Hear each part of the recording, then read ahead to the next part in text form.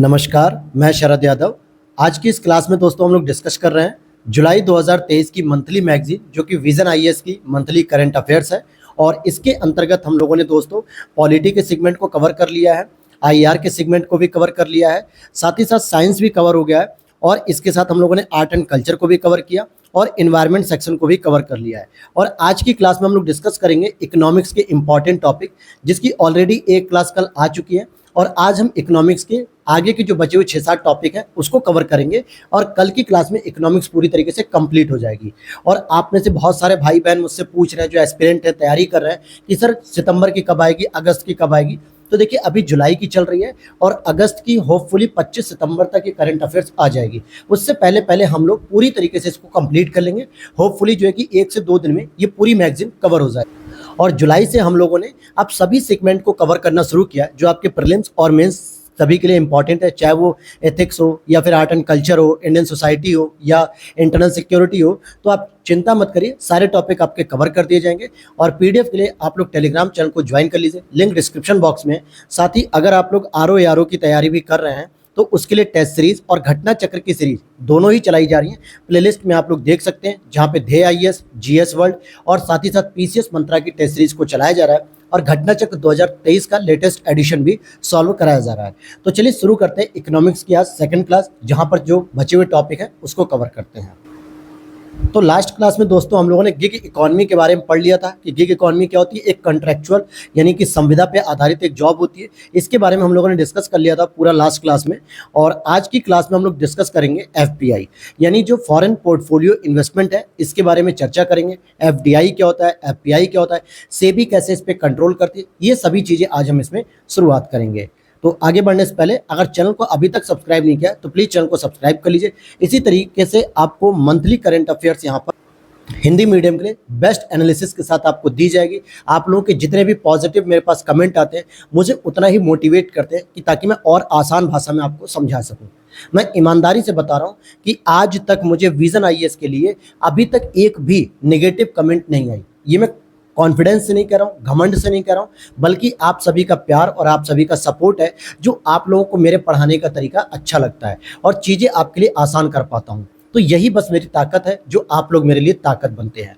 तो चलिए शुरू करते हैं अपने टॉपिक को। और आज का टॉपिक है एफपीआई, फॉरेन पोर्टफोलियो इन्वेस्टमेंट। अब यहाँ पर 2 शब्द होते हैं, पहले तो हम इन 2 शब्दों को समझते हैं। देखिए एफडीआई आपने सुना होगा, बहुत बार सुना होगा, फॉरेन डायरेक्ट इन्वेस्टमेंट यानी कि प्रत्यक्ष विदेशी निवेश, और एक दूसरा इन्वेस्टमेंट होता है एफपीआई।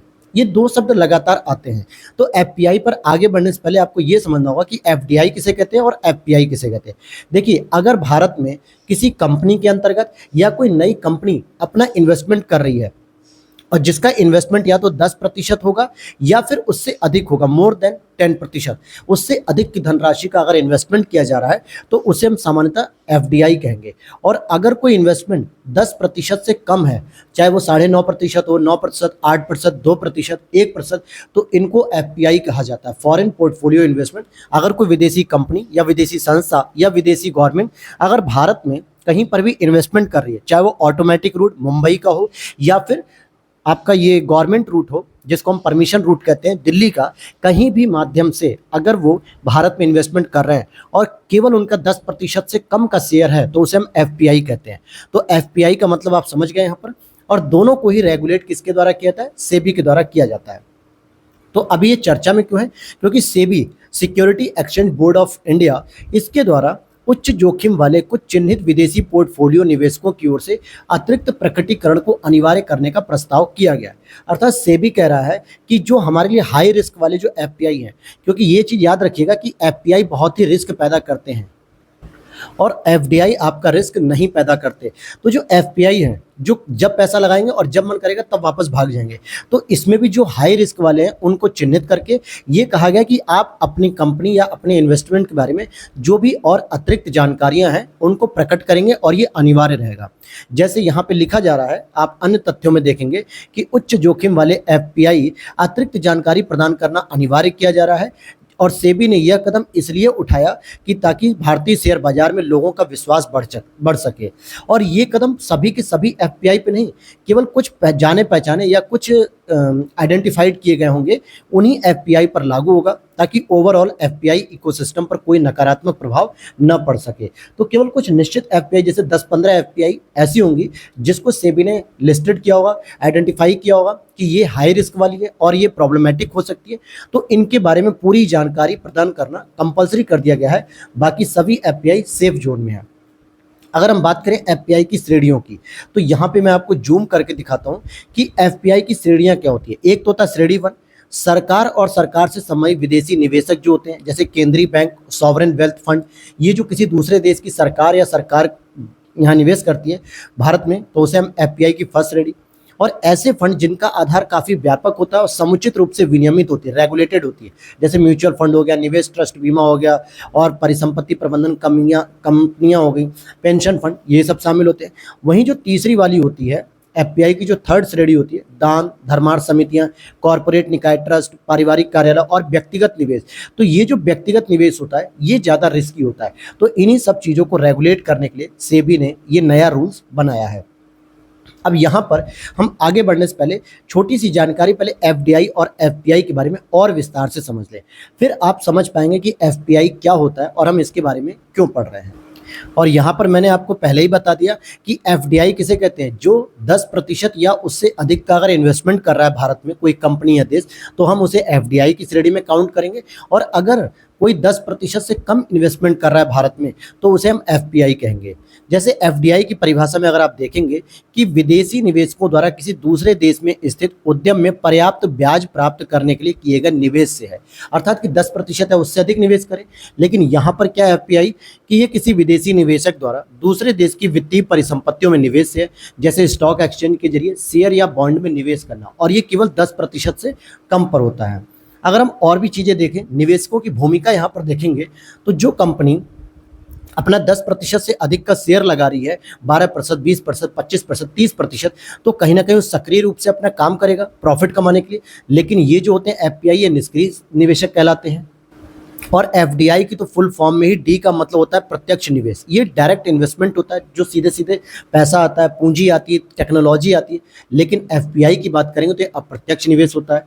एफडीआई पर अत्यधिक नियंत्रण होता है, सेबी रेगुलेट करती है, गवर्नमेंट रेगुलेट करती है, बहुत सारे नियम कानूनों के तहत उनको जो है कि संचालित किया जाता है। लेकिन जो एफपीआई होती है इस पे नियंत्रण बहुत कम हो पाता है।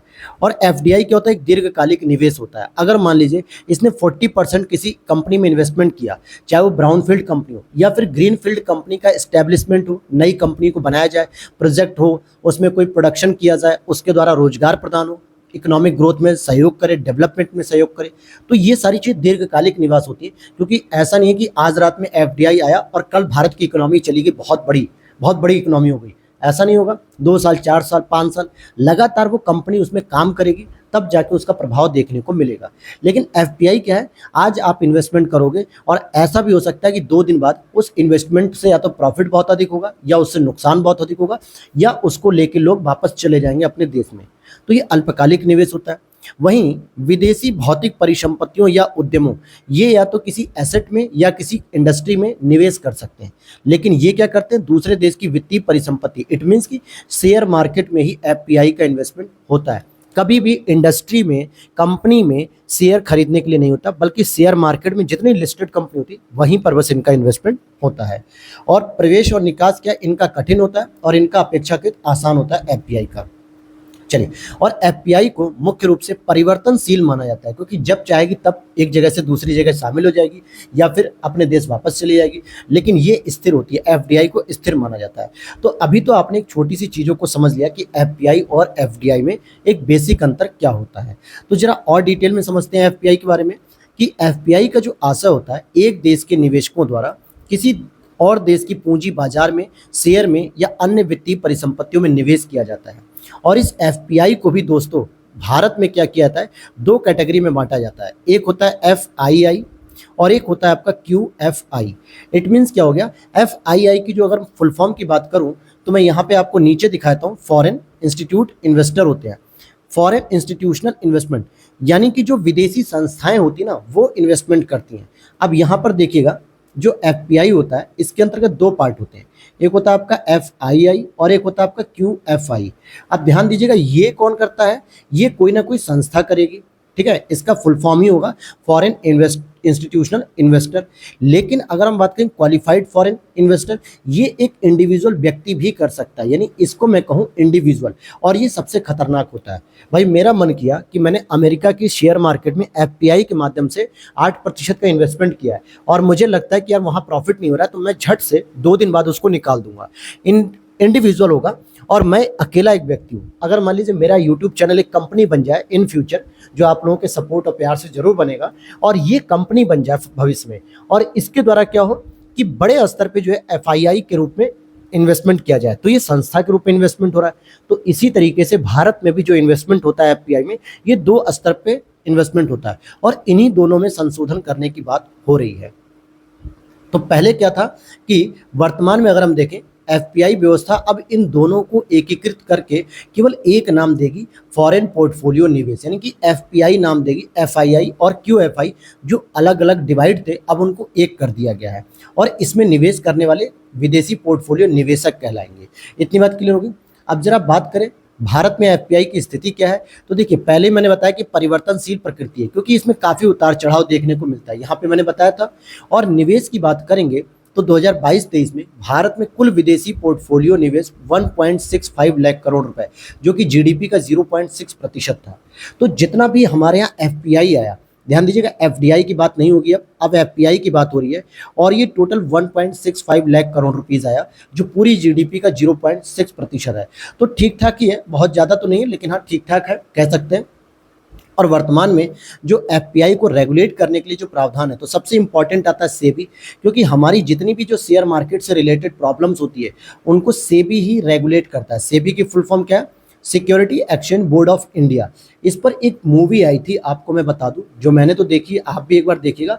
बाजार मूवी है, और ये आपके सैफ अली खान साहब की है। तो बाजार मूवी को आप देखेंगे तो वहाँ पे आप सेबी की भूमिका को देख पाएंगे बहुत अच्छी तरीके से। अगर अभी तक नहीं देखा तो जरूर देखिएगा। तो सेबी के द्वारा एफपीआई को रेगुलेट करने के तहत 2019 के तहत एक इसको रेगुलेट किया था, यानी एफपीआई जो रेगुलेशन एक्ट है 2019, उसके तहत इसको रेगुलेट किया था, और इस पर कुछ सीमाएं भी निर्धारित की गई हैं कि किस प्रकार से सीमाएं लगेंगी। जैसे कानूनी प्रावधान ये कहता है कि फेमा के तहत एफपीआई को प्रबंधित करने वाला ये प्राथमिक कानून था। मतलब सेबी को ताकत कैसे मिली कि अगर कोई एफपीआई विदेशी मुद्रा प्रबंधन अधिनियम फॉरेन एक्सचेंज मैनेजमेंट एक्ट 1999 के तहत अगर कोई घपलेबाजी कर रहा है, तो सेबी उस एफपीआई को रेगुलेट कर पाएगी। साथ ही साथ ये धन शोधन निवारण अधिनियम, यानी कि पीएमएलए, जो कि आप देखोगे पीएमएलए 2002, यानी कि जो आपका prevention of money laundering act, यानी कि जो धन शोधन किया जाता था, और एक धन शोधन निवारण रिकॉर्ड्स का रख रखाव अधिनियम 2005। तो इन 3 अधिनियमों के तहत सेबी एफपीआई पे रेगुलेट करती है। एक तो फेमा 1999, पीएमएलए 2002, धन शोधन निवारण 2005। इन तीनों का प्रयोग करके एफपीआई पर रेगुलेशन सेबी के द्वारा किया था। लेकिन भारत में कुछ समस्याएं भी चल रही हैं एफपीआई से संबंधित, जैसे कुछ विशेष कंपनियों में ही ये निवेश कर रही हैं। भाई अगर कोई विदेशी संस्था है एफआईआई के थ्रू, या कोई व्यक्ति इंडिविजुअल जो क्यूएफआई के तहत अगर कोई निवेश कर रहा है भारत में, तो भारत में कई सारी कंपनियों में कर सकता है। लेकिन कुछ कंपनियां ऐसी हैं जो केवल कुछ लिस्टेड 2-4 कंपनियों में ही बार बार निवेश कर रही हैं। तो सेबी को ऐसा लगा कि कहीं ऐसा तो नहीं कि विदेशों से काले धन को व्हाइट मनी में कन्वर्ट किया जा रहा है उन 2-4 कंपनियों के माध्यम से ही, क्योंकि इनके एक बहुत बड़े भाग को एक ही कंपनी या कंपनी समूह में लगातार निवेश करते हुए देखा गया।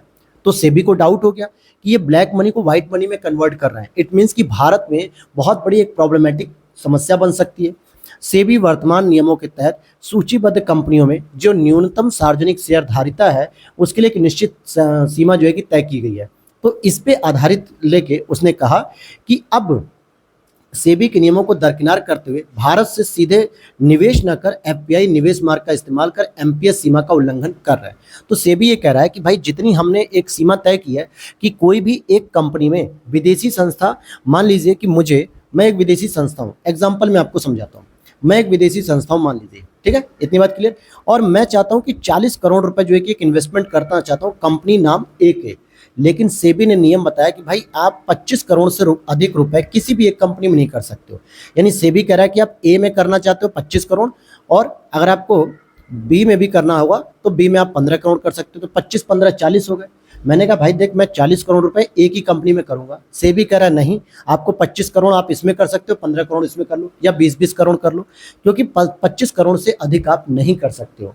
लेकिन फिर भी बहुत सारी जो कंपनियां हैं एफपीआई, वो किसी एक ही कंपनी में इन नियमों का उल्लंघन करके डायरेक्ट 40 करोड़ का इन्वेस्टमेंट कर रही हैं। तो सेबी को लगा कहीं ना कहीं ये लफड़ा हो रहा है, तो इस वजह से चिंता की बात हुई। वहीं दूसरी प्रॉब्लम है प्रेस नोट 3 पीएन 3 की शर्तों का उल्लंघन और दुरुपयोग करना। पीएन 3 के तहत यह अनिवार्य बनाया गया है कि भारत के साथ भूमि सीमा साझा करने वाले देश अब कोई भी कंपनी केवल सरकारी मार्ग के जरिए ही भारत में निवेश कर सकती है।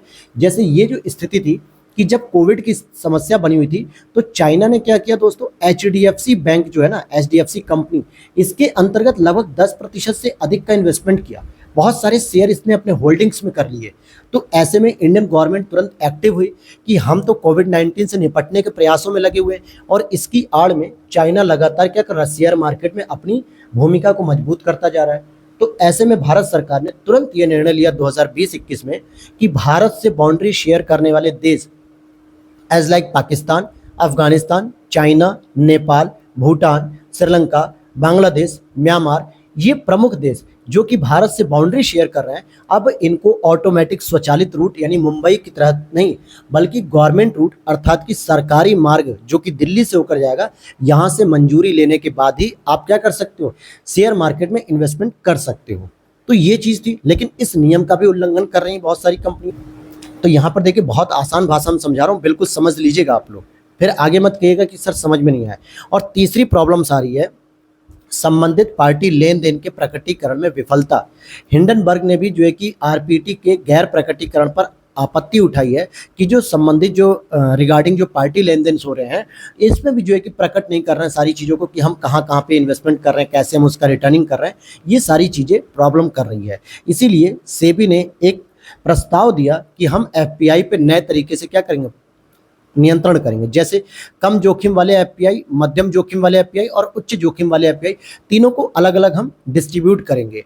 3 प्रकार से हम जो है कि वर्गीकृत कर सकते हैं, क्योंकि जो हाई रिस्क वाली होगी ना, उसको हम पहले टारगेट करेंगे और उसकी सभी चीज़ों के बारे में ब्यौरा डेटा इकट्ठा करेंगे, डिटेल कलेक्ट करेंगे और देखेंगे कि भारत में ये कहाँ तक प्रॉब्लम पैदा कर सकता है। तो कम जोखिम वाले में जैसे कौन सी आएंगी, इकाइयाँ, कंपनियाँ जैसे केंद्रीय बैंक, सॉवरेन वेल्थ फंड, ये सब चल सकते हैं। मध्यम वाले में pension funds, public retail funds, ये सब चल सकते हैं।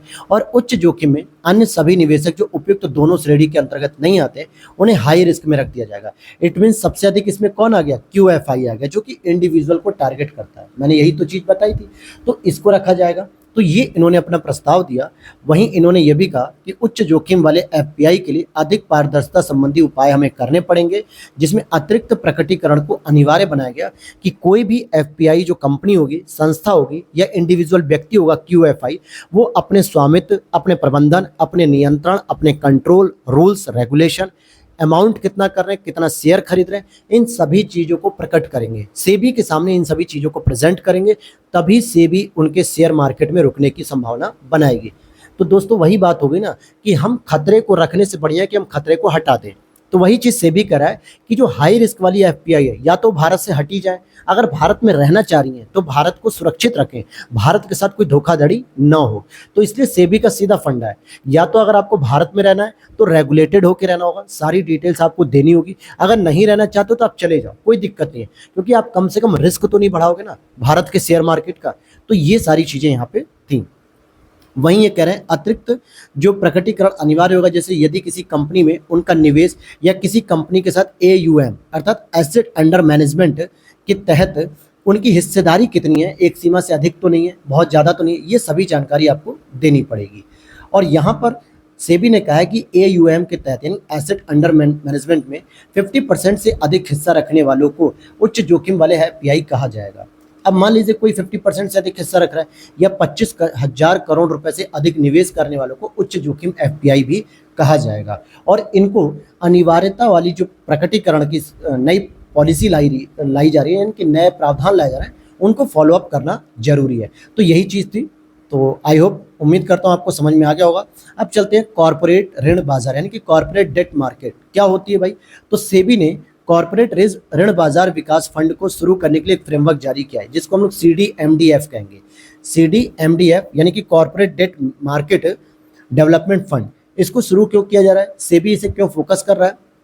यह एक वैकल्पिक निवेश फंड के रूप में कार्य करेगा। वैकल्पिक फंड जो होगा निवेश फंड के रूप में, क्योंकि इसमें कहा जा रहा है कि इसके तहत बाजार में जो संकट या दबाव के दौरान निवेश ग्रेड वाली कॉर्पोरेट ऋण प्रतिभूतियों की खरीद की जा सकेगी। अब समझना ये है कि यहाँ पर आपको ये समझना है कि वैकल्पिक निवेश फंड होता क्या है। देखिए, निजी तौर पर एकत्र, ध्यान देना, जो अल्टरनेटिव इन्वेस्टमेंट फंड होता है, ये निजी तौर पर एकत्र किए गए फंड होते हैं। भारत में निवेश करने के लिए स्थापित या निगमित किया जाता है ऐसे फंड को। और जैसे आप देखोगे, एंजल निवेशक हो गए, वेंचर कैपिटलिस्ट हो गए, ये सभी लोग इसमें शामिल होते हैं जो जरूरत पड़ने पे स्टार्टअप को या किसी भी समय शेयर मार्केट को अपना योगदान दे सकते हैं। तो अल्टरनेटिव इन्वेस्टमेंट फंड भी हम लोग रखेंगे। और इसमें एक आती है इन्वेस्टमेंट ग्रेड। ध्यान दीजिएगा कि इन्वेस्टमेंट ग्रेड की बात करेंगे तो ये इन्वेस्टमेंट ग्रेड रेटिंग पाने के लिए किसी भी कंपनी को BBB, BBB या उससे उच्च रेटिंग मिलनी चाहिए। अब रेटिंग को समझ लेते हैं पहले हम जरा डिटेल से कि क्रेडिट रेटिंग एजेंसियां जो करती हैं वो या तो गुणात्मक या मात्रात्मक दोनों ही विशेषताओं का विश्लेषण करके रेटिंग का मूल्यांकन करती हैं।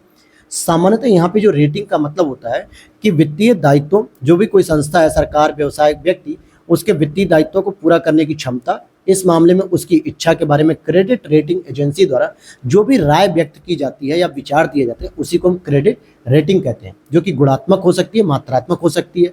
और ये 8 प्रकार की व्यापक श्रेणियां होती हैं, जबकि इसमें 2 इंपॉर्टेंट होती हैं। अगर आपको उच्चतर स्तर की रेटिंग चाहिए तो AAA की रेटिंग प्राप्त होनी चाहिए, और वही मध्यम स्तर की रेटिंग चाहिए तो BBB प्राप्त होनी चाहिए। अब यहाँ पर आप समझ गए कि अगर आपको इन्वेस्टमेंट ग्रेड की रेटिंग चाहिए तो कम से कम आप किस श्रेणी में आ रहे हो, मध्यम में आ रहे हो, तो BBB तो चाहिए ही चाहिए। और CDMDF, इसको शुरू करने का उद्देश्य क्या है? सेबी क्या कहता है कि संकट या दबाव के दौरान जब ऋण बाजार को कई दबावों का सामना करना पड़ता है तो ऐसे में पहले से खुले बाजार में जो बॉन्ड्स और प्रतिभूति होते हैं इसकी बिक्री होने लगती है, जिससे तरलता के संकट की स्थिति उत्पन्न हो जाती है। तो इसी संकट से निपटने के लिए निवेश ग्रेड वाली कॉर्पोरेट ऋण प्रतिभूतियों की खरीद कर तरलता प्रदान करने की बात की जा रही है।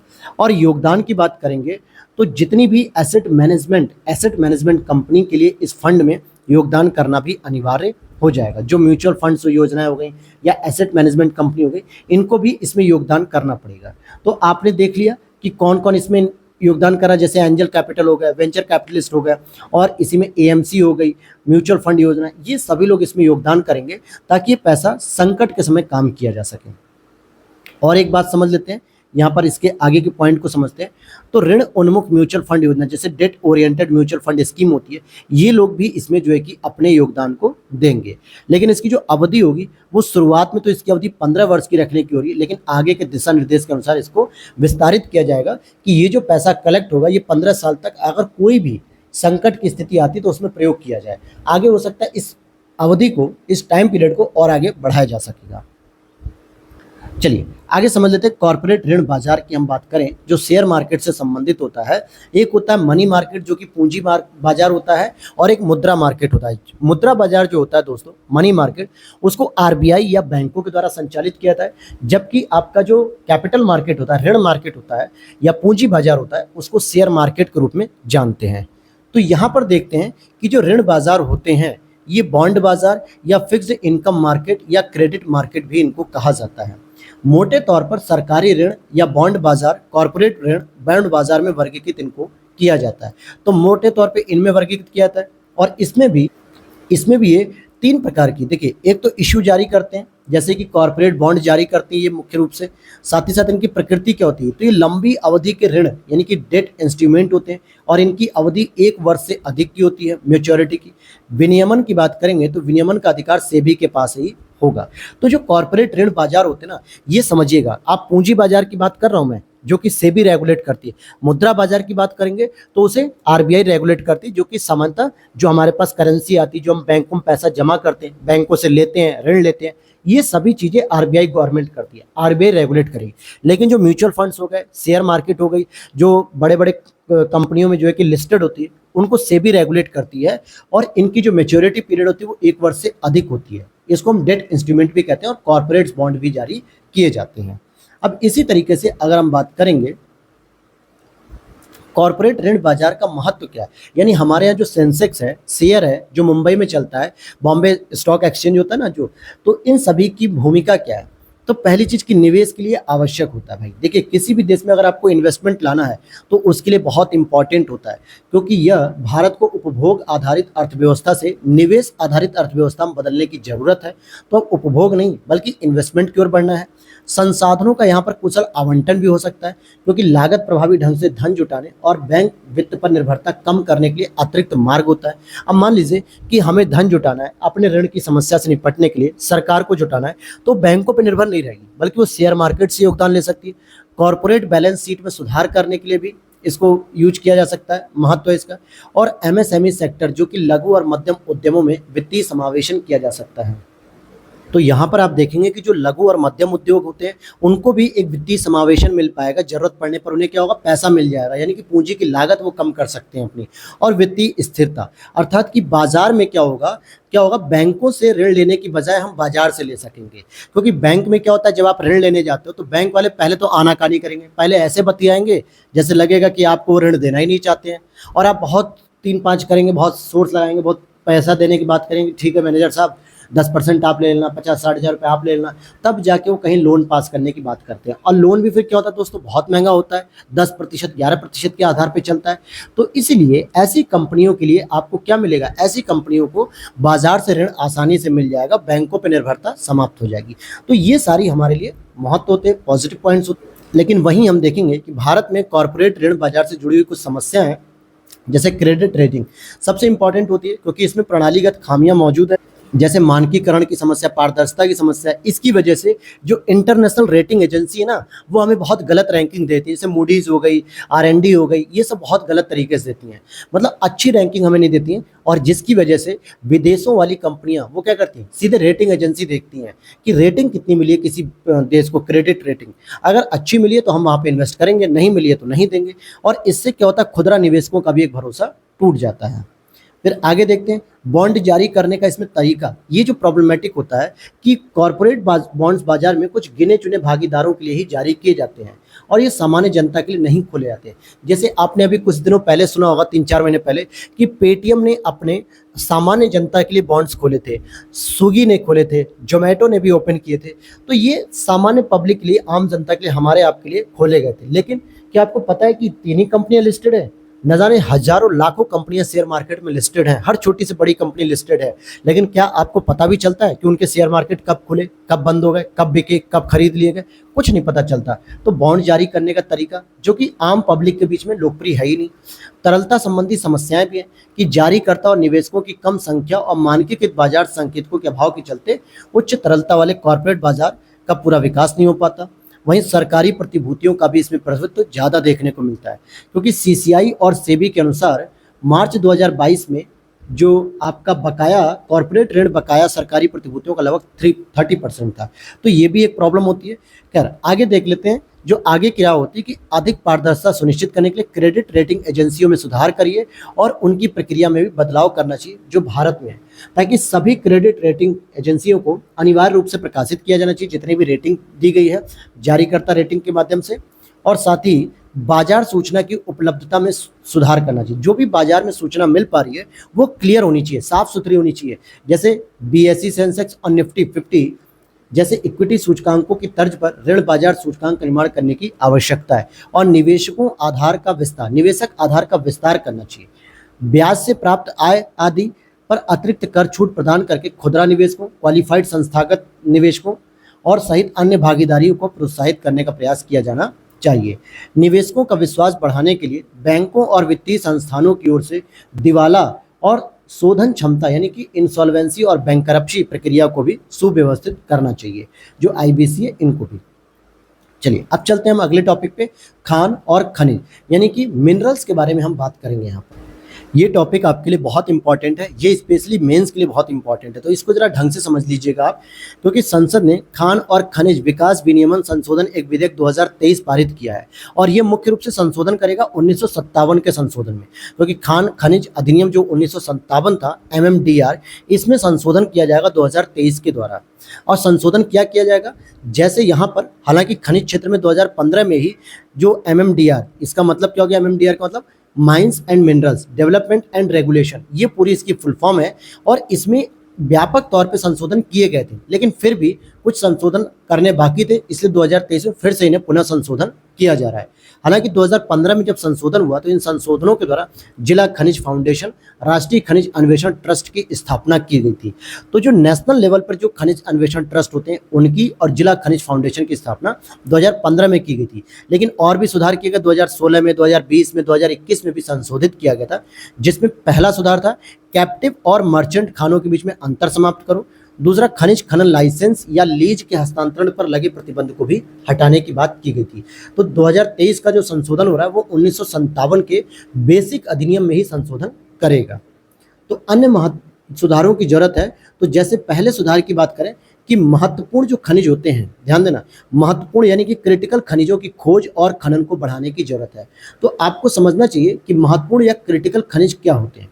ऐसे खनिज जो आर्थिक विकास और राष्ट्रीय सुरक्षा के लिए अति महत्वपूर्ण होते हैं। दूसरा, अत्यधिक गहराई में पाए जाते हैं। ये ऐसे खनिजों में जैसे सोना, चांदी, तांबा, जस्ता, सीसा, निकेल, कोबाल्ट, प्लेटिनम, ये सभी जो कि भूपर्पटी में गहराई में निक्षेपित होते हैं। तो ये सभी महत्वपूर्ण खनिज होते हैं जो हमारी राष्ट्रीय सुरक्षा, जो कि ऊर्जा से संबंधित सुरक्षा हो गई, बाजार से संबंधित सुरक्षा हो गई, और इकोनॉमिक डेवलपमेंट पर बहुत फोकस रखते हैं। और इस तरीके से हमने देखा, एक तो सुधार ये, और दूसरा हमें सुधार करने की आवश्यकता क्यों है, क्योंकि स्वच्छ ऊर्जा को अपनाने और 2070 तक नेट जीरो उत्सर्जन के लक्ष्य को प्राप्त करने के लिए क्रिटिकल खनिजों का महत्व बढ़ गया है। तो ऐसे जो महत्वपूर्ण खनिज है, क्रिटिकल खनिज है, इसमें संशोधन करने की आवश्यकता है।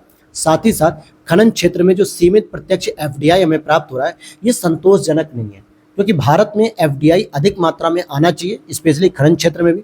बताया जा रहा है कि स्वचालित मार्ग में भी 100% एफडीआई की अनुमति देने के बावजूद भी ये स्थिति देखी गई कि बहुत ही कम इन्वेस्टमेंट हमारे यहाँ आया।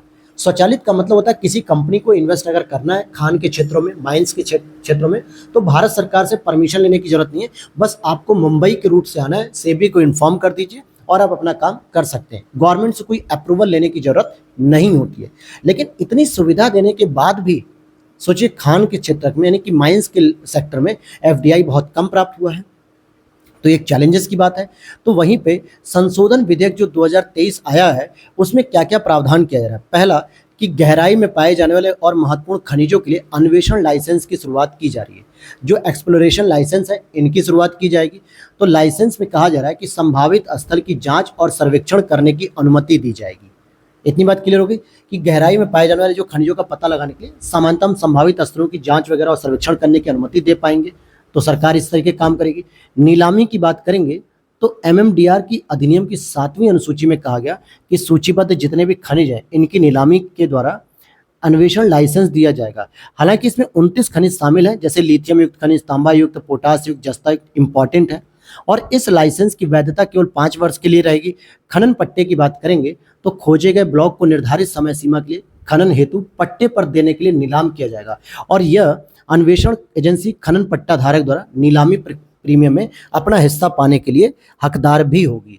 यानी जो एजेंसी खनन कर रही है, यानी अन्वेषण कर रही है, जिसने केवल खोज किया, देखा, अन्वेषण करना अलग हो जाएगा, खनन करना अलग हो जाएगा। अन्वेषण जो एजेंसी होगी ना, उसको भी अपना हिस्सा मिलना चाहिए प्रीमियम के तौर पे खनन पट्टा धारक द्वारा जो दिया जा रहा है। जैसे मान लो जो खनन करने के लिए तैयार हुआ कि ठीक है भाई, फला व्यक्ति ने, राकेश ने जो है कि मुझे बताया कि इस एरिया में हमने खोजा है कि यहाँ पर आपको माइंस मिलेंगी, अच्छे अच्छे खनिज मिलेंगे, लेकिन हमारे पास संसाधन नहीं है। तो गौरव ने कहा कि कोई बात नहीं, मैं यहाँ से खनन करूंगा। और खनन के दौरान जो वो सरकार को जो भी नीलामी प्रीमियम देंगे, उनमें एक हिस्सा खोजने वाले को भी मिलना चाहिए, बिल्कुल होना चाहिए। तो ये सारी चीजें चेंजेस किए गए। दूसरे स्तर पे किया गया है कि जो परमाणु की खनिजों की सूची जो 12 होते थे, उनमें से 6 खनिजों को बाहर कर दिया गया। जैसे परमाणु खनिजों की सूची से कुछ खनिजों को बाहर कर दिया गया, क्योंकि परमाणु खनिज थे 12, अब इनको 6 खनिज कर दिया गया, 6 को हटा दिया गया है। वहीं महत्वपूर्ण खनिजों के खनन हेतु निजी क्षेत्रकों की भी अनुमति देने की बात हो रही है कि अगर हम प्राइवेट सेक्टर को इसमें एंट्री कराएं तो कहीं ना कहीं जो खनन और अन्वेषण सरकारी उपक्रमों के लिए आरक्षित थे, अब वो निजी सेक्टर के लिए खुलेंगे, प्राइवेट सेक्टर के लिए खुलेंगे। तो हमें ज़्यादा अच्छी टेक्नोलॉजी के माध्यम से कम पैसा और कम समय में खनन की क्या होगी, उपयोगिता दिखेगी। अधिक से अधिक खनिज हमें प्राप्त हो सकेंगे। लिथियम के भंडार जो अभी जम्मू कश्मीर और राजस्थान में खोजे गए, हो सकता है भारत के और भी किसी क्षेत्रों में ऐसे लिथियम के संसाधन प्राप्त हो जाए। तो ये सभी चीज़ें हमारे लिए इम्पॉर्टेंट है। और इसी में हम देखेंगे कि महत्वपूर्ण खनिजों को खनन लाइसेंस पर देने हेतु जो नीलामी करने का विशेषाधिकार है वो केंद्र सरकार को दिया गया है। तो केंद्र सरकार की इसमें भूमिका क्या है कि केंद्र सरकार को जो मिनरल्स एंड माइंस है, डेवलपमेंट रिसोर्स, यहाँ इस अधिनियम की पहली अनुसूची में कहा गया कि भाग डी में जितने भी क्रिटिकल खनिज होंगे उस पर खनन पट्टे और समेकित लाइसेंस की नीलामी का विशेषाधिकार केंद्र सरकार को दिया गया है। केंद्र सरकार को दिया गया और भाग डी जो होता है वो महत्वपूर्ण खनिज की सूची समेत है। लेकिन राज्य सरकार की भी इसमें एक भूमिका है। राज्य सरकार की भूमिका क्या है कि जैसे ही नीलामी की केंद्र करेगी, मतलब नीलामी कौन करेगा? केंद्र सरकार। लेकिन सफल बोलीदाताओं को इन खनिजों के लिए जो खनन पट्टा है वो केवल राज्य सरकार द्वारा ही प्रदान किया जाएगा। अब केंद्र सरकार के द्वारा प्रदान नहीं किया जाएगा। और इस अधिनियम के संशोधित होने पे जो प्रभाव देखने को मिलेगा वो ये देखने को मिलेगा कि अब फॉरेन इन्वेस्टमेंट जल्दी आएगा, मतलब विदेशी निवेश भी आएगा, उद्यमिता बढ़ेगी, क्योंकि उपर्युक्त संशोधनों से देश में एफडीआई और नई खनन कंपनियों को आकर्षित किया जा सकेगा। क्योंकि अब सरकारी क्षेत्रों के साथ साथ प्राइवेट सेक्टर को भी हम इसमें क्या कर रहे हैं? सहूलियत दे रहे हैं कि आप भी आइए, खनन पट्टा करिए और अन्वेषण भी करिए। मतलब एक खोज करने के लिए भी हम प्राइवेट सेक्टर को इन्वेस्टमेंट मतलब बुला रहे हैं, साथ ही साथ खनन करने के लिए भी हम प्राइवेट सेक्टर को बुला रहे हैं। तो ये एक फायदा मिलेगा, एफडीआई की वृद्धि हो जाएगी, एफडीआई आने लगेगा। जो अभी हमने पढ़ा कि 100% हमने ऑटोमेटिक रूट कर दिया है, उसके बावजूद भी एफडीआई बहुत कम आया। तो इस एफडीआई को हमें बढ़ाना भी है अधिक मात्रा में, तो इसके लिए ये बेहतर रहेगा। आगे देख रहे हैं निजी क्षेत्र की भागीदारी। जब महत्वपूर्ण क्रिटिकल और गहराई में पाए जाने वाले खनिजों के लिए जब खनिज अन्वेषण में प्राइवेट सेक्टर की भागीदारी बढ़ेगी तो उन्हें बढ़ावा मिलेगा और आर्थिक रूप से प्रोत्साहित भी होंगे। प्रक्रिया में भी तेजी लानी पड़ेगी, क्योंकि राज्य सरकारों को नीलामी के लिए कुल 107 खनिज ब्लॉक सौंपे गए थे, जिनमें से केवल 19 ब्लॉक की ही नीलामी की जा चुकी है। तो सरकार का रवैया भी यहाँ पर बदलना होगा कि अगर राज्य सरकार को दिया गया है कि एक निश्चित समय में 107 खनिज ब्लॉक मिले थे खोज करने पर, तो उसमें से 19 नहीं, कम से कम 90-95 का आपको क्या करना चाहिए था? नीलामी कर देनी चाहिए थी। राजस्व भी कलेक्ट होता और खनिजों का खनन भी होता, जो कि भारत की आयात निर्भरता को कम करेगा। भारत काफ़ी हद तक आयात करता है, लिथियम का आयात करता है, स्टील का आयात करता है, इस्पात का, बहुत सारे खनिजों का आयात करता है। वो आयात की निर्भरता हमारी कम हो जाती और हम आत्मनिर्भर होने की ओर बढ़ते। लेकिन वो तभी तो होता जब 107 खनिज जो ब्लॉक थे उसमें से केवल 19 नहीं बल्कि 90-95 ब्लॉकों की अगर नीलामी हो जाती। तो प्रशासनिक कुशलता भी यहाँ पर बहुत जरूरी है, जिसकी वजह से हम आगे बढ़ सकते थे। किसमें? आयात न करने की वजह, बल्कि हम आत्मनिर्भर हो सकते थे, निर्भरता हमारी कम हो जाती खनिजों पर। आगे देख लेते हैं। अब हमारा अगला टॉपिक है मनरेगा। मनरेगा बहुत इंपॉर्टेंट है, इसको समझना बहुत जरूरी है। तो इसको देख लेते हैं हम लोग दोस्तों, मनरेगा। अब यहाँ पर हम लोग मनरेगा को बेसिक तरीके से नहीं देखेंगे, केवल हमें जो चेंजेस हैं उस पर बात करेंगे। जैसे अभी ग्रामीण विकास पंचायती राज जो समिति थी, संसदीय समिति स्थायी थी, उसने एक रिपोर्ट प्रस्तुत की है और जो भी इसमें समस्याएं आ रही थी उसमें प्रकाश डालते हुए उनके समाधान के लिए एक सिफारिश की गई है। हालांकि पहले इसके स्मरणीय तथ्य को हम समझ लेते हैं। तो ये केंद्र प्रायोजित योजना है, जिसको हम लोग सेंट्रली स्पॉन्सर्ड स्कीम कहते हैं, और जिसके तहत ग्रामीण क्षेत्रों में आजीविका को एक कानूनी अधिकार बनाया गया, जिसमें 18 साल से अधिक के सभी वयस्क को आप सदस्य को इसमें रोजगार दे सकते हो। और ग्राम सभा यह तय करती है कि किन कार्यों को हम प्राथमिकता देंगे और ऐसे कार्यों की ऑडिट भी की जाती है। जैसे ग्राम सड़क बनानी कहाँ पे, तालाब, नाली, पार्क, कुआं, इस तरीके की चीज़ों को ग्राम सभा के द्वारा तय किया जाता है। लेकिन जो समस्याएं आ रही हैं वो क्या क्या समस्याएं, तो समझते हैं। पहली समस्या तो वेतन से संबंधित है कि अपर्याप्त आवंटन हो रहा है और मजदूरी भुगतान में भी देरी हो रही है। सरकार के द्वारा भी बजटीय आवंटन में कटौती की जा रही है। 2020-21 की अपेक्षा 2021-22 में आप देखोगे तो 34% कम बजट का आवंटन किया गया है। केंद्र सरकार ने 2020 में जितना दिया था 20-21 में, उतना 21-22 में न देके 34% कम दिया है। दूसरा, मजदूर के भुगतान में देरी हो रही है। जो मजदूरी होती है उसके भुगतान में भी देरी होती है, क्योंकि कई बार इंफ्रास्ट्रक्चर बाधा होती है, फंड्स की कमी होती है। गवर्नमेंट कहती है हमारे पास फंड्स नहीं है, प्रशासनिक लापरवाही होती है। तो भाई सरकार के पास अगर फंड्स की कमी है तो मनरेगा में काम करने वाले जो 100 दिन 120 दिन लोग काम कर रहे हैं उनका क्या गलत कसूर है, उनका क्या कसूर है? उनको तो आप पैसा दीजिए। मुश्किल से बेचारे जो है कि 3 से 4 हज़ार रुपये कमा पाते हैं, 5 हज़ार कमाते हैं, 6 हज़ार, आप उनमें भी कहते हो दोस्तों कि फंड्स की कमी है। माना कि एक मजदूर नहीं है, लाखों मजदूर होंगे, लेकिन अगर आप इन मजदूरों के लिए आप स्थिति को बेहतर नहीं कर सकते तो कम से कम इसके आवंटन को ही बढ़ा दीजिए। वहीं मुआवजा नहीं दिया जाता समय पे, क्योंकि मान लीजिए किसी मजदूर को भुगतान करने में विभिन्न प्रकार की देरी हो रही है, तो इस देरी की गणना कौन करेगा? उसकी वजह से जो सामान वो आज 5 रुपए का खरीद सकता था वो 12 रुपए का खरीद रहा है। तो इस कारण वेतन के निलंबित भुगतान हेतु कोई मुआवजा भी सरकार के द्वारा नहीं दिया जाता है, जिसमें अन्य समस्याएं होंगी। एक तो आ गई आपकी भुगतान से संबंधित हो गई, दूसरा संस्थाओं के द्वारा भी समस्याएं पैदा की जा रही, जैसे पंचायती राज संस्थाओं की अपर्याप्त क्षमताएं, क्योंकि इनके पास ग्राम पंचायत स्तर पे न तो प्रशासनिक और न ही तकनीकी संसाधन उपलब्ध होते हैं। अस्पष्ट जवाबदेही की बात करेंगे तो केंद्र और मतलब कि जो वित्त पोषण करने वाली संस्था है वो तो केंद्र करती है, इम्प्लीमेंट काम करने का होता है राज्य और स्थानीय सरकारों के बीच में। तो ऐसे में जब जवाबदेही की बात होती है तो केंद्र सरकार कहती है कि हमने तो फंड दे दिया, राज्य सरकार कहती है आपने फंड कम दिया। तो दोनों में डिस्प्यूट होने की वजह से संघवाद का ढांचा भी बिखर जाता है और जवाबदेही भी सुनिश्चित नहीं हो पाती है। वहीं प्रशासनिक शिकायत अधिकारी अर्थात लोकपाल की नियुक्ति नहीं हो पाई है। अभी तक 715 संभावित नियुक्तियों में से केवल 263 ही लोकपाल नियुक्त किए गए, ताकि इतने कम होने की वजह से जो किसान हैं, जो मजदूर हैं, जो श्रमिक हैं, वो कहाँ पे अपनी शिकायत करेंगे, किनसे अपनी शिकायत करेंगे भाई? वो भी तो एक समस्या है।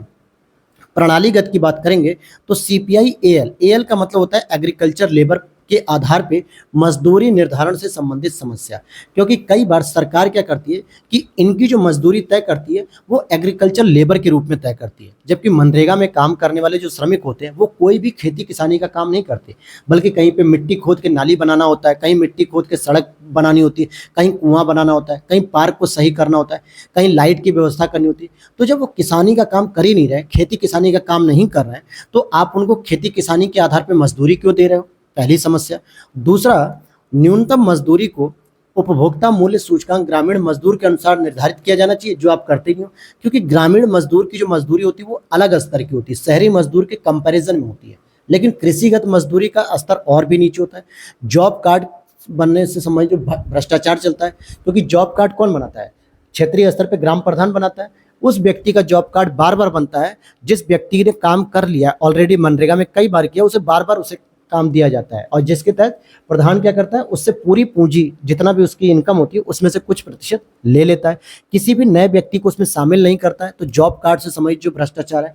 महिलाओं के लिए अगर हम बात करेंगे, हालांकि बताया जाता है कि मनरेगा जो है महिलाओं के लिए एक रामबाण साबित हुआ, इसने एक रोजगार देने की दिशा में आगे कदम उठाया, लेकिन फिर भी महिलाओं के साथ समस्या क्या है कि वो अपने बच्चों की देखभाल की कोई सुविधा नहीं देख पाती। अन्य मूलभूत सुविधाएं जैसे सुरक्षित पेयजल, साफ सफाई, स्वच्छता संबंधी सेवाओं तक इनकी पहुंच नहीं हो पाती है, जिसकी वजह से इनके बच्चे भी बीमार होते हैं और ये भी बीमार होती हैं।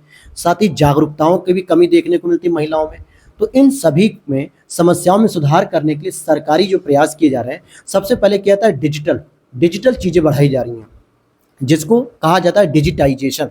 तो पहली चीज़ है, सरकार ने कहा कि अब डिजिटल हाजिरी लगेगी। राष्ट्रीय मोबाइल मॉनिटरिंग सिस्टम ऐप की सहायता से हाजिरी जो होगी श्रमिकों की अब ऑनलाइन लगाई जाएगी। इससे क्या हुआ, जो प्रधान थे, ग्राम पंचायत अधिकारी थे, सेक्रेटरी, जो दबाव पूर्वक, बलपूर्वक, जबरदस्ती कहते थे कि नहीं तुम्हारी हाजिरी हम कम लगाएंगे। ऐसा क्यों करते थे? कि ताकि आपकी हाजिरी कम लगेगी तो आपको पैसा कम मिलेगा, जो ऊपर का फंड बचेगा वो सारा पैसा प्रधान और सेक्रेटरी खा जाएंगे, ऐसा कहा जाता था। लेकिन अब भाई मजदूर अगर आदमी आया है और वो काम कर रहा है, अगर आपने ऑनलाइन उसकी हाजिरी नहीं ली तो आपको भी वो पैसा नहीं मिलेगा, क्योंकि अब प्रधान को पैसा नहीं मिल पाएगा, वो डायरेक्ट उसके बेनिफिशियल ट्रांसफर अकाउंट के तहत उसको पैसा मिल रहा है अब। तो इसलिए वो ऑनलाइन हाजिरी लगाएगा, सरकार के पास रिकॉर्ड आ जाएगा कि इस व्यक्ति ने 25 दिन, 50 दिन, 75 दिन, 30 दिन, 40 दिन जो भी काम किया उसका पैसा दे दो। भौगोलिक सूचना प्रणाली GIS आधारित योजना निर्माण युक्त धारा पोर्टल भी शुरू किया जा रहा है, जिसमें वाटरशेड डेवलपमेंट सिद्धांतों पर काम किया जाएगा। सिक्योर योजना के तहत कार्यों का आकलन, तैयारी, मंजूरी के लिए इसको विकसित किया गया है। वहीं जियो मनरेगा के तहत जो भी काम किया जा रहा होगा, जो भी परिसंपत्ति डेवलप की जा रही है, जैसे सड़क बना दी गई, कुआं खोद दिया गया, कहीं पे पार्क की व्यवस्था सही कर दी गई, नाली बनाई गई है, या कोई भी और काम किया गया, तो इसकी जियो टैगिंग की जाएगी और इसका ऑडिट किया जाएगा, जिससे भ्रष्टाचार पे अंकुश लगाया जा सकेगा। तो सरकार लगातार प्रयास कर रही है और अन्य प्रयासों में डिजिटल के फॉर्म में DBT कर रही है, MIS कर रही है, यानी कि मैनेजमेंट इंफॉर्मेशन सिस्टम सही कर रही है, और लोकपाल ऐप जैसे प्रयास भी लगातार किए जा रहे हैं। तो इनके माध्यम से आप देखोगे कि कहीं ना कहीं सरकार भी सुधार करने की ओर बढ़ रही है और इनको अन्य योजनाओं के साथ भी समन्वय करने की बात की जा रही है। जैसे मनरेगा को राष्ट्रीय ग्रामीण आजीविका मिशन के साथ तालमेल बैठाकर कहीं ना कहीं क्लस्टर सुविधा डेवलप की जा रही है। सामाजिक ऑडिट की बात हो रही है, यानी कि सोशल ऑडिट भी की जा रही है, जो कैग के लिए इंपॉर्टेंट भूमिका निभाएगी। और एक अमरजीत सिन्हा साहब की एक समिति बैठाएगी, जिसमें इन्होंने कहा कि मनरेगा के तहत ग्रामीण रोजगार गारंटी योजना में आवश्यक रूप से संरचनात्मक और अन्य सुधारों की उन्होंने डिमांड की थी। इसमें अन्य पहल के तहत देखेंगे कि प्रोजेक्ट उन्नति चलाई जा रही है, जिसमें श्रमिकों के कौशल को क्षमता किया जाएगा, यानी कि डेवलप किया जाएगा। क्योंकि ये माना जाता है कि जो मनरेगा के अंतर्गत जो लोगों को काम मिलता है, वो ऐसे श्रमिक होते हैं जो अकुशल होते हैं, यानी कि स्किल्ड नहीं होते, उनके पास किसी प्रकार का कौशल नहीं होता है। तो उनको स्किल्ड लेबर बनाने के लिए, यानी कि कहीं ना कहीं कौशल युक्त बनाने के लिए प्रोजेक्ट उन्नति को भी चलाया जा रहा है, जो कि सरकार का एक प्रयास है। और साथ ही साथ सूखा आपदा प्रभावित क्षेत्रों में जनजातीय परिवारों के लिए गारंटीकृत कार्य दिवसों की संख्या में भी वृद्धि की जाएगी। जैसे अभी कहते हैं कि मनरेगा में 100 दिन का काम मिलेगा, तो जो जनजातीय क्षेत्र होते हैं, ट्राइबल एरिया होते हैं, जहाँ पे अगर कोई संकट वगैरह स्थिति हो जाए या आपदा आ जाए, तो ऐसे समय में इनको 120, 125, 140 दिनों तक का भी काम दिया जा सकता है। तो ये भी प्रयास किया जा रहा है। और सिफारिशें जो की गई या आगे की रहा, तो मजदूरी निर्धारण पर पुनर्विचार किया जाना चाहिए। जैसे महेंद्र देव समिति ये कहती है कि मजदूरी को मुद्रास्फीति के खिलाफ एक सुरक्षा उपाय के रूप में करना चाहिए, क्योंकि जैसे जैसे आप देखोगे महंगाई बढ़ रही है, मुद्रास्फीति बढ़ रही है, उस एवज में इनकी जो मजदूरी है वो नहीं बढ़ाई जा रही है। हालांकि अब यूपी सरकार 239 रुपए एक दिन के काम का देती है इनको। अब ये आपको कमेंट करके बताना है कि आखिर वर्तमान में केंद्र सरकार कितना दे रही है और यूपी सरकार ने क्या कोई परिवर्तन किया है या नहीं किया है। प्रत्येक स्तर पे मजदूरी के भुगतान में पारदर्शिता सुनिश्चित होनी चाहिए। क्षमता निर्माण की बात करेंगे तो जो पंचायती राज इंस्टीट्यूट है, पीआरआई, इनकी प्रशासनिक और तकनीकी क्षमताओं को मजबूत किया जाना चाहिए। और हालांकि सरकार इसके लिए काम भी कर रही है। अब यूपी गवर्नमेंट के द्वारा जो ग्राम पंचायत अधिकारी हैं, इनको मनरेगा कार्य कराने के लिए लैपटॉप प्रदान किए जा रहे हैं, ताकि ऑनलाइन ऑडिट किया जा सके, सारी रिकॉर्ड्स फीड किए जा सके। और जितने भी परियोजनाएं इसमें शामिल की जा रही है मनरेगा के तहत, जो जो काम कराया जा रहा है, उनका रेगुलर तरीके से सोशल ऑडिट भी होना चाहिए। और लाभार्थियों को भी अपने अधिकारों के संबंध में जागरूक होना चाहिए, जिसके लिए प्रभावी सूचना, शिक्षा एवं संचार संबंधित नीति बनाई जानी चाहिए, ताकि लोगों को पता चल सके कि हमारे लिए क्या एजुकेशन सिस्टम है, क्या यहाँ पे संचार की पॉलिसी है, कैसे हमें इंफॉर्मेशन मिलेगी, ये सभी चीज़ें। और वहीं पे महिला सशक्तिकरण के लिए क्या करना है, वही बेसिक चीज़ें कि भाई कार्य की प्रकृति क्या है। कहीं ऐसा तो नहीं कि किसी प्रेग्नेंट महिला के द्वारा कोई जोखिम भरा कार्य कराया जा रहा हो, या किसी एक बूढ़ी महिला के द्वारा कोई जोखिम भरा कार्य कराया जा रहा हो, तो ये भी आपको चेक करना होगा। और कार्यस्थल पे सुविधाएं क्या हैं। मान लीजिए वो अपने एक छोटे बच्चे 2 साल 4 साल बच्चे के साथ गई है काम करने, तो वहाँ पे उसके खेलने की व्यवस्था है कि नहीं है, साथ ही साथ उसको स्तनपान कराने के लिए एक अलग प्राइवेट जगह है कि नहीं, या साफ सफाई की व्यवस्था है कि नहीं, शौचालय की व्यवस्था है कि नहीं। क्योंकि पुरुषों के लिए क्या है, काम करते करते कहीं भी खेत के किनारे खड़े हो गए, पेशाब कर लिया, कहीं भी लोटा में पानी भरा, फ्रेश हो लिए, ऐसा होता होगा आपके गांव में, आप देखते होंगे। लेकिन महिला बेचारी कहाँ जाएगी, वो काम करने आई है अपने घर से 3 किलोमीटर दूर, तो ऐसा तो नहीं कि वॉशरूम करने के लिए, फ्रेश होने के लिए फिर अपने घर जाएगी। ऐसी व्यवस्था वहां पर देनी पड़ेगी कि वो बाथरूम भी कर ले, फ्रेश भी हो ले, एक प्राइवेट रूम में या प्राइवेट स्पॉट पे। पुरुषों की तरह नहीं कि कहीं भी खड़े हुए खोल के शुरू हो गए। तो ये व्यवस्था होनी चाहिए उसके लिए। तो ये सारी चीज़ें होनी चाहिए महिला सशक्तिकरण के तहत, कि महिलाओं को भी लगना चाहिए कि हाँ भाई, ये सरकार हमारे लिए भी, या ये व्यवस्था हमारे लिए भी की गई है। इसी में आगे हम देखेंगे शासन संबंधी जो सुधार हैं, जैसे अन्य योजनाओं में राष्ट्रीय वनीकरण मिशन, एकीकृत बागवानी विकास मिशन, सड़क किनारे वृक्षारोपण आदि के साथ समन्वय करके एक संस्थागत तंत्र बनाया जाए, ताकि मनरेगा में अधिक से अधिक लोगों को काम मिले। और जो अपर्याप्त बजटीय समस्या है आवंटन की, इसको समाप्त करिए। क्योंकि 2020-21 में अगर आप देखेंगे, जो कि 21-22 में क्या किया गया, 21-22 में 34% आवंटन कम कर दिया गया। और जरा इस बार आप बताइएगा 2023-24 में मनरेगा के लिए कितना आवंटन किया गया, ये आपको कमेंट बॉक्स में बताना है। और वहीं जितनी भी इसमें परिसंपत्तियां तैयार की जा रही हैं, उनकी जियो टैगिंग करो, डिजिटल उपस्थिति लो और इनके प्रभाव का आंकलन करो। ये सारी चीज़ें करने से ही कहीं ना कहीं सुधारात्मक उपायों में मदद मिलेगी, और मनरेगा जैसे में जो भ्रष्टाचार हो रहा है वो समाप्त हो सकेगा, उस पर अंकुश लगाया जा सकेगा। और अब हम चलते हैं अपने अगले टॉपिक पे, प्रधानमंत्री ग्राम सड़क योजना, जो कि एक इम्पॉर्टेंट टॉपिक है। तो समझते हैं कि ये भी क्यों चर्चा में है। तो ये भी चर्चा में इसीलिए क्योंकि इस पर भी एक रिपोर्ट जारी की गई संसदीय स्थायी समिति के द्वारा। बताया जा रहा है कि हालांकि अगला जो टारगेट है, मतलब इसमें जो रिपोर्ट में बताया गया कि 31 जनवरी 2023 तक जो हमने टारगेट देखा कि जो प्रधानमंत्री ग्राम सड़क योजना का चरण 1 और चरण 2, इसके तहत जो निर्धारित लक्ष्य थे, उनकी प्राप्ति लगभग 96.24% और 97.01% तक लक्ष्य को अचीव कर लिया गया है। जो पहला फेज था ये 2000 में स्टार्ट किया गया था और दूसरा फेज 2013 में स्टार्ट किया गया है। अभी हम इसके बारे में डिटेल से पढ़ लेंगे। तो जरा देखते हैं प्रधानमंत्री ग्राम सड़क योजना के बारे में सबसे पहले पढ़ेंगे। तो ग्रामीण विकास मंत्रालय के द्वारा सन 2000 में इसके पहले चरण की शुरुआत की गई और ये केंद्र प्रायोजित योजना है, सेंट्रल स्पॉन्सर्ड स्कीम। साथ ही साथ वामपंथी उग्रवाद से प्रभावित क्षेत्रों के लिए भी सड़क संपर्क परियोजना इसमें शुरू की गई, जिसकी शुरुआत 2016 में की गई थी, जो इसी के कंपोनेंट के तहत देखी जाती है, घटक के तहत देखी जाती है। और इसके बारे में बात करें तो ये ऑनलाइन प्रबंधन, निगरानी और लेखा प्रणाली के लिए एक स्थापित तंत्र भी इसमें है और राष्ट्रीय ग्रामीण अवसंरचना विकास एजेंसी योजना के कार्यों का निष्पादन राज्य सरकार द्वारा किया जा रहा है, जबकि ग्रामीण विकास मंत्रालय द्वारा इसकी निगरानी की जाती है। यानी राष्ट्रीय ग्रामीण अवसंरचना जो विकास एजेंसी है वो इसकी निगरानी भी करता रहता है, जो ग्रामीण विकास मंत्रालय के तहत है, क्योंकि इसका इम्प्लीमेंटेशन जो है वो ग्रामीण सरकार के द्वारा मतलब स्थानीय स्तर पर राज्य सरकार कराती है, लेकिन इसका जो निगरानी है, ऑब्जर्वेशन है, सुपरवाइजिंग, वो आपकी केंद्र सरकार करती है। तो अब जरा यहाँ पे डिटेल से समझते हैं इनके चरणों के बारे में। तो देखिए पहला चरण सन 2000 में शुरू किया गया, दूसरा चरण 2013 में और तीसरा चरण 2019 में किया गया। तो ये जो रिपोर्ट आई है चरण 1 और चरण 2 के बारे में आई है, ठीक है। यहाँ पे चरण 1 और चरण 2 के बारे में आई है। हालांकि जो चरण फर्स्ट था इसकी कंप्लीट होने की टारगेट थी सितंबर 2022 और चरण सेकंड का भी कंप्लीट होने की जो टारगेट थी सितंबर 2022 तक थी। इसीलिए जनवरी 2023 तक के लेटेस्ट आंकड़े के साथ इसमें रिपोर्ट जारी की गई है। और जो चरण थर्ड है जिसे 2019 में शुरू किया गया, इसे मार्च 2025 तक पूरा कंप्लीट करना है। तो जरा बात करेंगे चरण 1 में क्या टारगेट किया गया था कि सभी मौसम में एक कारगर सड़क बनाई जाए जो कम से कम गांवों तक अपनी पहुंच सुनिश्चित कर सके।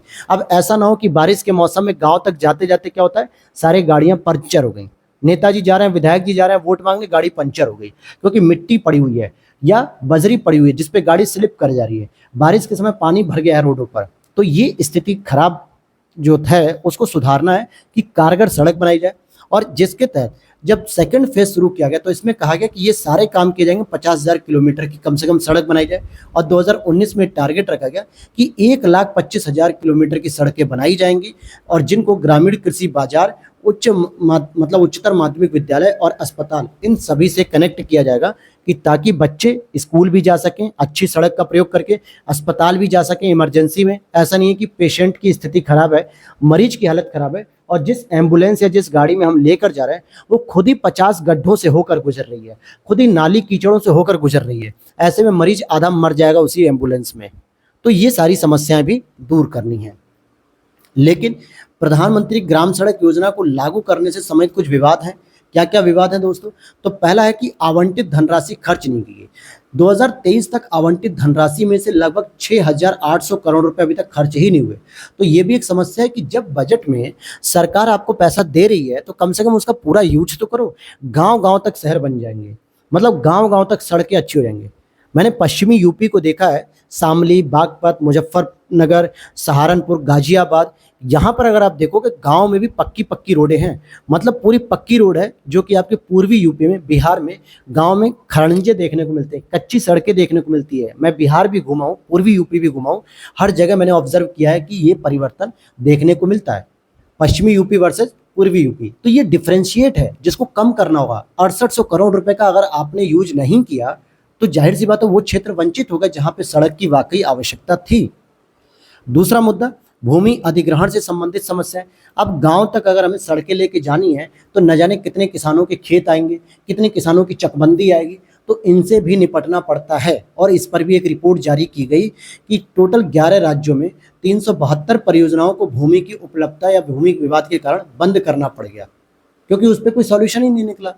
परियोजनाओं का खराब कार्यान्वयन, जैसे जहां पे जरूरत है कि पुल होने चाहिए या क्रॉस ड्रोनेज होने चाहिए, इन संरचनाओं का निर्माण किए बिना ही गांव का सड़क बना दिया गया, जिसकी वजह से मौसम में कनेक्टिविटी में प्रॉब्लम्स आ गई। अब पता चलता है कोई तालाब जा रहा है या कोई नहर जा रही है, अब नहर के ऊपर से अगर सड़क बनानी है तो एक अच्छी क्वालिटी का पुल बनाना पड़ेगा, छोटा सा पुल जो कम से कम 10-12 फीट का हो, नहर को क्रॉस करा दे। लेकिन होता क्या है, कमजोर क्वालिटी का पुल बनाया जाता है और जैसे ही, और एक ऊंची हाइट पर भी नहीं होता है। मान लीजिए ये आपकी एक नहर जा रही है दोस्तों, ठीक है, नहर जा रही है इस तरीके से, और इस पे जो पुल बनेगा ना इस तरीके से जो गाड़ी को चलने के लिए, तो कम से कम ये तो एक हाइट पे होना चाहिए कि नहर का पानी इस रोड पे ना आ जाए, और चौड़ाई भी एक पर्टिकुलर इतनी होनी चाहिए कि एक 4 व्हीलर बड़े वाहन भी जा सके। लेकिन ऐसा होता नहीं है, जिसकी वजह से खराब मौसम में ये समस्याएं एक बन जाती हैं। और जो आवंटित निधि है, एक तो जो निधि मिलती है यानी फंड मिलता है, एक तो उसका प्रयोग नहीं करते हो, और जो प्रयोग हो रहा है वो किसके लिए हो रहा है, रख रखाव के लिए, प्रशासनिक व्यय, वेतन और मजदूरी में हो जाता है। जबकि सड़क निर्माण के लिए बजट था और आपने सड़क तो बनाई नहीं बल्कि इन सब चीज़ों में पैसा खर्च कर दिया।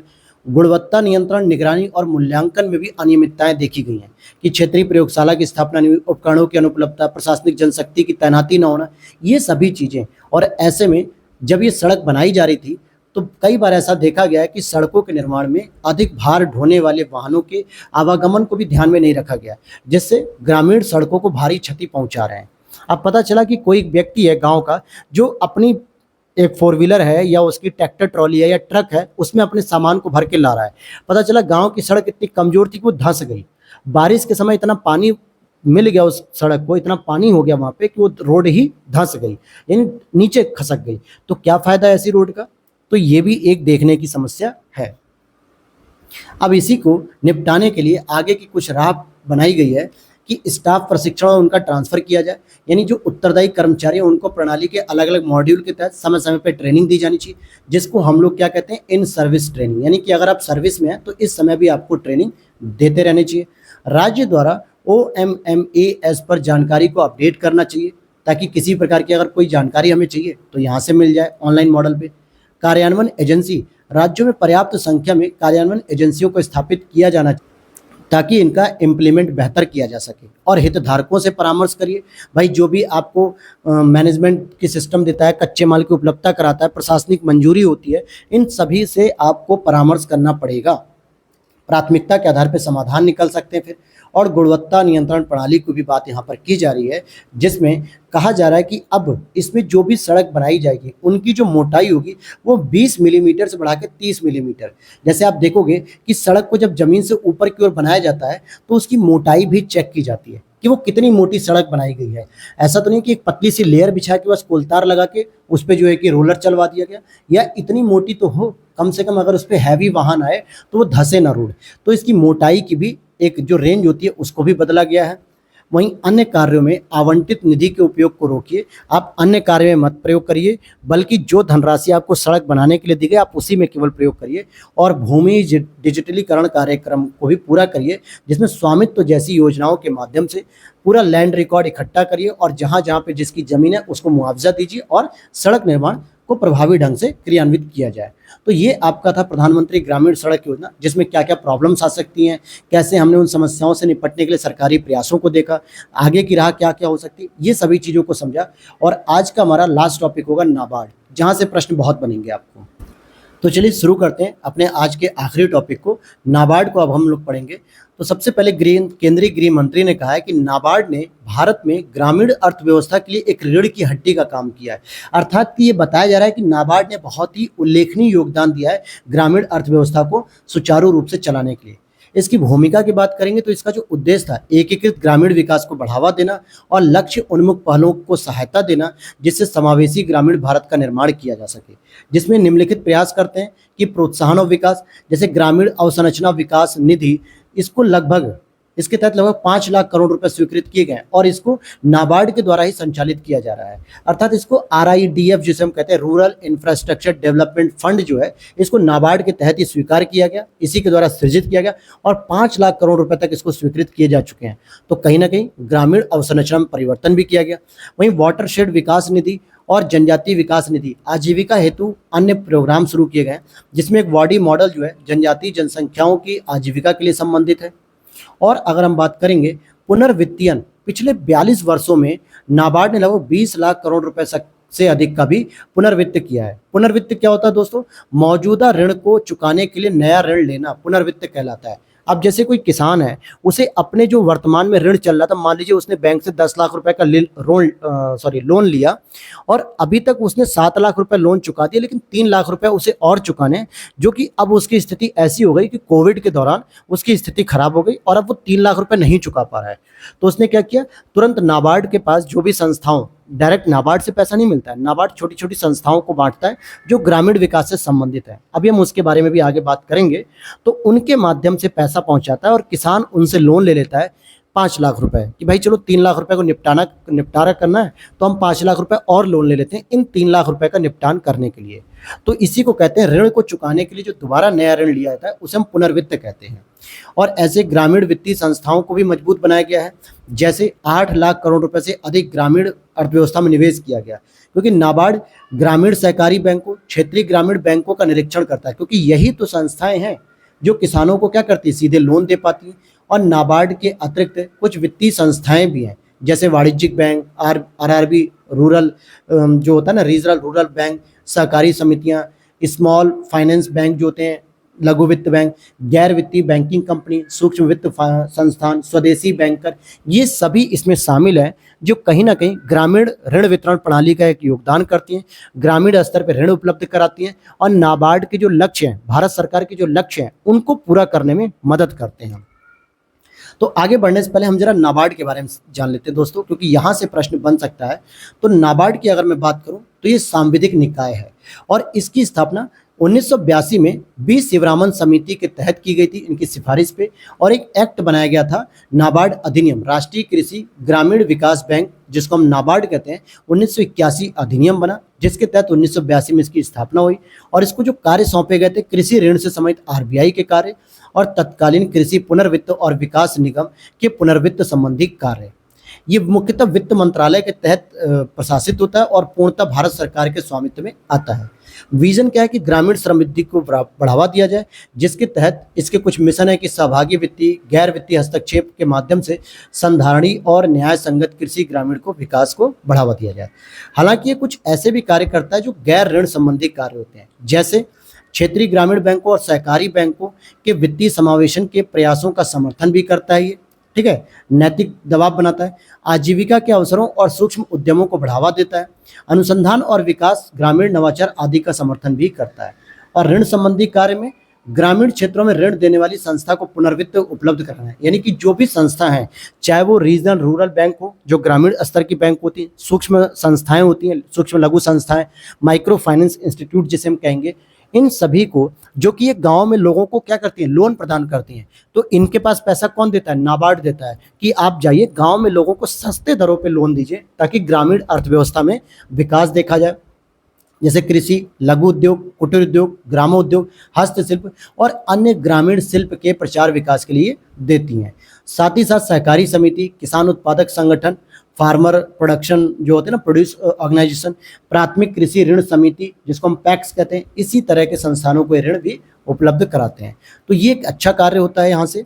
लेकिन बात वही है कि फिर भी कुछ मुद्दे अभी भी बने हुए हैं, वो मुद्दे आपको समझने जरूरी हैं कि जैसे क्षेत्रीय वितरण में असंतुलन देखने को मिलता है, अर्थात ऋण वितरण में क्षेत्रीय असंतुलन देखने को मिलता है।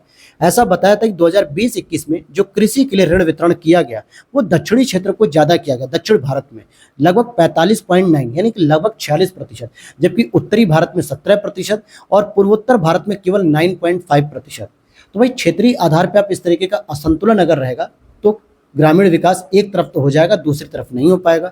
भूमि जोत के आधार पे असमानता, जैसे मध्यम और बड़े किसान जिनके पास केवल 14% भूमि है लेकिन उनको कुल ऋण का 48% प्राप्त हो जाता है, और 52% में केवल बचे खुचे जो बहुत सारे किसान होते हैं, सीमांत किसान, उनको टकराना पड़ता है। और इसकी वजह से कुल ऋण वितरण में आरआरबी और सहकारी समितियों की हिस्सेदारी क्या होती है, कम हो जाती है, क्योंकि जो जरूरतमंद किसान होते हैं, जिनके पास भूमि बहुत कम होती है, सीमांत होते हैं, लघु स्तर के होते हैं, उनको लोन मिल ही नहीं पाता। सबसे अधिक लोन फिर कौन लेता है, 48% लगभग मध्यम और बड़े किसान ले लेते हैं। तो ये प्रॉब्लम यहाँ पर एक बनी हुई है। वहीं आप देखेंगे कि ऋण वितरण में भी लैंगिक असमानता देखने को मिलती है। विश्व बैंक फाइंडेक्स बताती है कि केवल 5% भारतीय महिलाओं ने अभी तक बैंक ऋण का प्रयोग किया है कृषि के क्षेत्र में, केवल 5% महिलाओं ने, और जबकि महिलाएं लगभग 50% अब कृषि क्षेत्र में इनबिल्ट हो गई हैं। 50% महिलाएं कृषि कार्यों में लग चुकी हैं, जितने पुरुष हैं उतने महिलाएं। लेकिन लोन की बात करें तो केवल 5% महिलाओं ने ही बस इस लोन का प्रयोग किया है। नौकरशाही से जुड़ी बाधाएं और लाल फीताशाही की जो प्रॉब्लम्स हैं, इसको भी कम करना पड़ेगा, क्योंकि ये किसानों को ऋण देने में जटिल नियम और औपचारिकताएं बहुत पूरी कराते हैं। केवाईसी करा लो, आधार ले आओ, अंगूठा लेके आओ, पैन कार्ड लेके आओ, पासबुक लेके आओ, खेत की जमीन के पेपर लेके आओ, गारंटी पेपर लेके आओ, इतने सारे पेपर मांग लेते हैं ना ये दुष्ट आदमी कि बेचारा किसान थक हार के कहता है कि साहब आप अपना पैसा अपने पास रख लो, हमारी खेती किसानी जैसे तैसे चलेगी हम चला लेंगे, नहीं चलेगी हम सुसाइड कर लेंगे। किसानों के सुसाइड करने के पीछे ये एक औपचारिकता पूरी करने वाली जो लाल फीताशाही है, जो बैंक कर्मचारी नियमों का पालन करते हैं, ये भी एक बहुत बड़ा मुद्दा है। इस पे भी ध्यान देना चाहिए हमें। और इस वजह से अप्रत्यक्ष रूप से किसानों को क्या होता है, ऋण महंगे और गैर संस्थागत स्रोतों पर अधिक निर्भर होना पड़ जाता है। गैर संस्थागत का मतलब क्या होता है, फिर वो किसान बेचारा अपने ही गांव में किसी बड़े जमींदार से, पूंजीपति से पैसा ले लेता है उधार, और वो उसका शोषण करता है। किसी सेठ साहूकार से पैसा लेता है जो उसका शोषण करता है। अपने परिवार में से ही किसी से ले लेता है जो उसका शोषण करता है। तो बैंकों को जो कि ऋण आसानी से प्रदान करना चाहिए था, वो इतनी जटिलताएं दिखाते हैं जैसे लगता है उनकी जेब से पैसा जा रहा हो। माना कि वो सरकार के प्रति जिम्मेदार होते हैं, उन्हें पूरा रिकॉर्ड देना पड़ता है, लेकिन दोस्तों आप कुछ चीज़ों को व्यवहारिक स्तर पे समाधान कर सकते हैं ह्यूमन एरर के तौर पे, लेकिन नहीं, बहुत सारी फॉर्मेलिटीज़ की बात होती है इनके पास। तो खैर आगे चलते हैं हम। अब आगे की राह में आप देखोगे कि लैंड लीज मार्केट शुरू किया जा रहा है। नीति आयोग द्वारा प्रस्तावित मॉडल है लैंड लीजिंग एक्ट, जिसमें कानूनी ढांचे में सुधार करने के लिए प्रोत्साहित किया जाना चाहिए। क्षेत्रीय असमानता को दूर करें कि मध्य पूर्वी और पूर्वोत्तर राज्यों में जो रूरल इंफ्रास्ट्रक्चर डेवलपमेंट फंड है, इनके आवंटन को समय के साथ बढ़ाया जा सकता है, क्योंकि अब नॉर्थ ईस्ट इंडिया, पूर्वी इंडिया और मध्य इंडिया को ज़्यादा जरूरत है दक्षिण भारत की अपेक्षा। क्रेडिट गारंटी की बात करें तो सूक्ष्म और लघु उद्यमों के लिए क्रेडिट गारंटी फंड ट्रस्ट की तर्ज पर एक क्रेडिट गारंटी योजना भी बनाई जा सकती है, और समग्र ग्रामीण विकास पर भी फोकस किया जाना चाहिए, जैसे इंफ्रास्ट्रक्चर का निर्माण, इंटरनेट, मोबाइल बैंकिंग, डिजिटल भुगतान प्रणाली, इन सभी के माध्यम से किसानों तक इनकी पहुंच बनाइए ताकि इनकी क्रेडिट की समस्या समाप्त हो सके। आपने अक्सर साउथ की मूवी देखी होंगी, और साउथ की मूवी में क्या होता है कि आपको देखोगे किसानों पे आधारित मूवी बहुत बनती है। बड़े बड़े वहाँ किसान होते हैं, इतनी बढ़िया फसल लहलहाती है।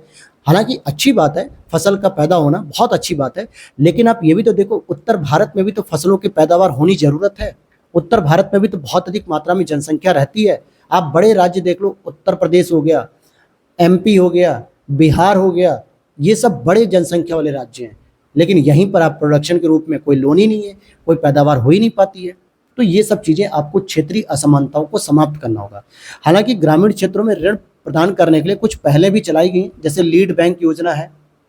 ऐसा नहीं कि सरकार एकदम निकम्मी हो गई है। और इसी के साथ प्राथमिकता प्राप्त क्षेत्र के लिए ऋण का प्रावधान किया गया कि जितना भी आपको ऋण देना है उसमें 40% आपको प्राइमरी सेक्टर में देना कंपलसरी है। ये चीज़ें मैंने बता रखी हैं आपको इकोनॉमिक्स वाली क्लास में। और स्वयं सहायता समूह, बैंक लिंकेज कार्यक्रम भी हैं, जो सेल्फ हेल्प ग्रुप होते हैं ना दोस्तों, जो गांव में छोटे छोटे स्तर पे काम करते हैं। क्योंकि ध्यान देना कि हम नाबार्ड के माध्यम से ग्रामीण विकास करने की बात कर रहे हैं, केवल कृषि का विकास नहीं करना है, ग्रामीण में महिलाओं का विकास करना है, ग्रामीण में हर जाति का विकास करना है, ग्रामीण में लैंगिक विकास करना है, ग्रामीण में छोटे छोटे समूहों के माध्यम से वंचित परिवारों का विकास करना है, ग्रामीण में कृषि का विकास करना है। तो हम ग्रामीण में हर प्रकार की बातें कर रहे हैं। वहीं किसान क्रेडिट कार्ड योजना, जो कि 1988 में शुरू, सॉरी ये डेट गलत बता दी मैंने, 1998 में इसको शुरू किया गया था। ये कई बार पूछ लेता मिलान करने के लिए। तो केसीसी योजना भी चलाई जा रही है, और वहीं प्रधानमंत्री जनधन योजना भी चलाई जा रही है, जो कि जीरो बैलेंस पर अकाउंट ओपन होता है। लेकिन किस वर्ष इसको शुरू किया गया था, कमेंट बॉक्स में आपको बताना है कि 2014 था या 2015। जनधन, जो प्रधानमंत्री जनधन योजना है, इसके तहत, और साथ ही साथ इसी को आपको बताना है कमेंट बॉक्स में। ठीक है दोस्तों, तो ये तो था आज का हमारा एक छोटा सा प्यारा सा लेक्चर। हालांकि क्लास थोड़ी सी बड़ी हो गई है, लेकिन टॉपिक इतने इंपॉर्टेंट रहते हैं दोस्तों कि एक दिन में 5 से 6 टॉपिक अगर हम लोग कवर नहीं करेंगे तो एक महीने में भी ये विजन आईएएस की मंथली मैगजीन नहीं कवर हो पाएगी। लेकिन अब आगे से मैं ध्यान रखूंगा अगस्त में कि क्लास को छोटा रखूं, लेकिन आपको सारे टॉपिक कवर कराऊं। तो अब हम लोग अगली क्लास पढ़ेंगे पशुधन क्षेत्रक से, जो कि लाइव स्टॉक सेक्टर से संबंधित है, इंपॉर्टेंट रहेगी यहाँ पर। तो इकोनॉमिक्स की क्लास, कल की क्लास जो आएगी उसमें हमारा इकोनॉमिक्स का सेगमेंट कवर हो जाएगा, और फिर आपका बचेगा केवल इंटरनल सिक्योरिटी और इंडियन सोसाइटी। इन दोनों को भी हम लोग कवर कर लेंगे, ताकि जुलाई की मंथली मैगजीन आपकी कवर हो जाएगी अगस्त के आने से पहले। और यहाँ तक अगर आपने पूरी वीडियो को सुना है तो नो डाउट वीडियो आपको अच्छी लग रही होगी, पढ़ाने का तरीका अच्छा लग रहा होगा। तो प्लीज़ वीडियो को लाइक कर देना, चैनल को सब्सक्राइब कर लेना, और टेलीग्राम चैनल को भी ज्वाइन कर लेना। बस इतनी सी जानकारी थी। लव यू दोस्तों, मिलते हैं नेक्स्ट वीडियो में। Thanks for watching.